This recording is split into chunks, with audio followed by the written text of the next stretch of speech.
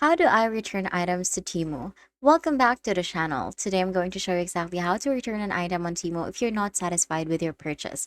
Before we start, a quick reminder. Make sure to check the return policy for your specific item.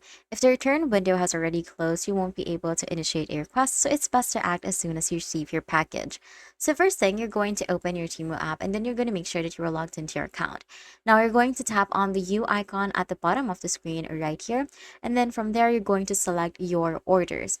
Now once you click on that button, you're going to navigate to the delivered tab to see all of the items that have arrived.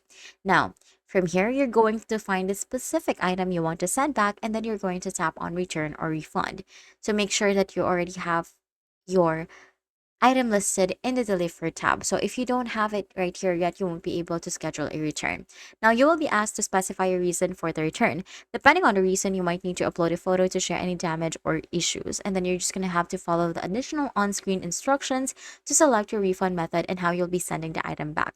Now, once you have your request submitted, Temu will provide you with a return shipping label. Usually the first return for every order is free. Just pack the item up, attach the label, and drop it off at the designated shipping location. I hope this guide helps you get your return sorted out quickly.